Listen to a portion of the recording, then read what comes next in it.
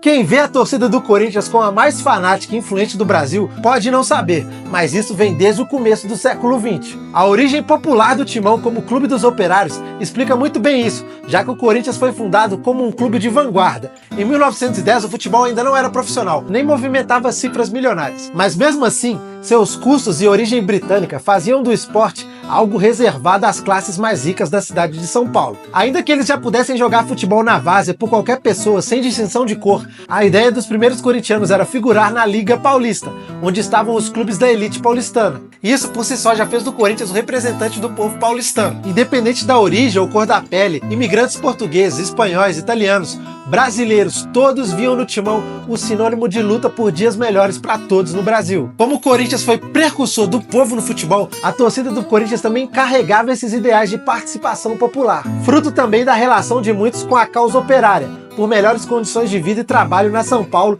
dos anos 1910 e 1920. Assim, a torcida do Corinthians começou sua jornada de protagonismo para ditar os rumos do futebol brasileiro. O primeiro estágio do Timão, o Campo da Ponte Grande, veio por meio de um mutirão entre 1916 e 1918. As obras foram orçadas mais ou menos em 80 mil réis. Na época era muita grana. O Corinthians mobilizou dirigentes, jogadores e sócios na construção do estádio, e um sistema colaborativo. Até os sócios que estavam devendo ajudaram trabalhando em troca de regularização. Alfredo Schurig, que mais tarde viria a ser presidente do Timão, cedeu parafusos e porcas a preços de custo para a construção. Aí a Ponte Grande ficou pronta em 1918, em janeiro, e já na inauguração tivemos um clássico contra o Palestra. O local fica onde hoje está o Centro Esportivo Tietê, bem perto ali da rodoviária de São Paulo. Depois, em 1930 e 1931, temos dois episódios especiais. Milhares de corintianos lotaram comboios de trem da capital paulista para o Rio de Janeiro, onde 8 mil assistiram o Timão conquistar a taça de campeão dos campeões sobre o Vasco. Era uma disputa entre o campeão paulista e o campeão carioca, o primeiro título nacional que você tem registro. Depois, 12 mil torcedores foram para Santos, na Vila Belmiro, palco do segundo tricampeonato estadual corintiano. Para se ter uma ideia, os 12 mil torcedores que foram para a Vila correspondiam a 1,3% da população paulistana naquela época, que era de 900 mil habitantes. Pouco tempo depois, esse mesmo grupo de torcedores fundou a primeira torcida uniformizada do Brasil, a Corinthians Torcida, ou Torcida do Corinthians, que era liderada por Tantan, um para-atleta do clube que incentivou e liderou os corintianos a também levarem instrumentos musicais para as arquibancadas da Fazendinha. Na época, os torcedores viam os jogos de terno, sentados, e foi a partir daí, desse protagonismo corintiano de levar o carnaval para as arquibancadas, que o jeito de torcer mudou no futebol brasileiro. Além disso, em 1933, esse mesmo grupo de torcedores protagonizou o primeiro protesto contra uma diretoria, desses moldes de protesto que a gente conhece hoje. A torcida do Corinthians fez o primeiro protesto da história do país. O time estava mal gerido e, diante de mais uma derrota acachapante num clássico, cerca de 500 torcedores liderados por Tantan e Neco, ex-jogador e primeiro ídolo do clube, foram então sede do clube no bairro do Brás.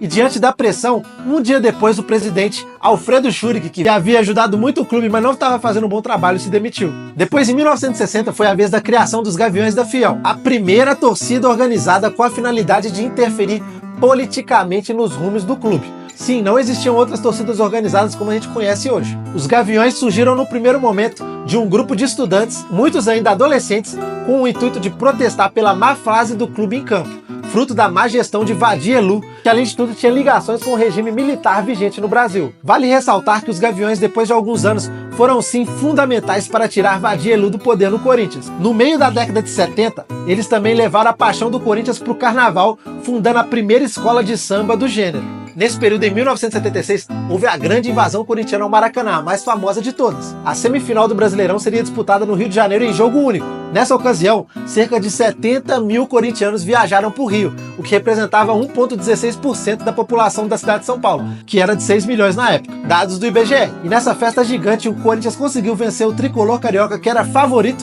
nos pênaltis no jogo histórico.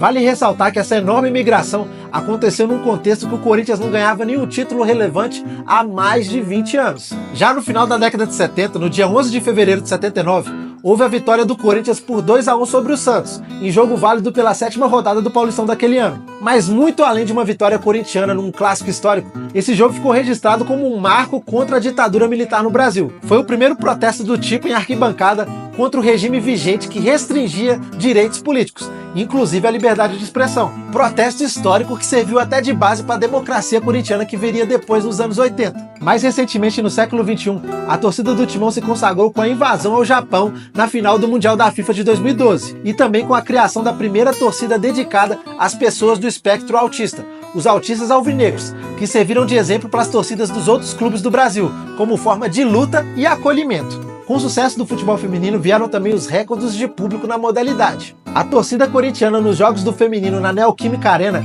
destoa e muito do envolvimento das demais torcidas com a modalidade. Recentemente, no fim de 2024, os Gaviões da Fiel também protagonizaram um projeto inovador para a quitação do estádio do Timão, algo nunca antes visto e que honra muito a origem popular e democrática do clube, com colaboração e envolvimento integral dos torcedores, que além de cantar 90 minutos independente do resultado, vivem o Corinthians, porque apesar de tudo que acontece, nunca se abandona o time do povo. E é essa torcida que vai sim tirar o Coringão mais uma vez desse momento ruim, de novo, como sempre fez e sempre fará. Gostou do vídeo? Curte, comenta, compartilha. Não deixa de se inscrever que eu preciso do seu apoio. Eu tô começando a fazer esses vídeos aqui pro YouTube, que é uma antiga promessa minha, e eu pretendo fazer com regularidade e trazer conteúdo que possa acrescentar coisas legais para sua vida. E ajudar também, principalmente, a inspirar a nossa torcida para levar o Corinthians pro lugar que ele merece, que é o topo. Eu queria agradecer muito o Departamento Cultural do Corinthians, na figura do Fernando Vanner, que é um cara que eu gosto muito de coração, que faz um serviço excelente,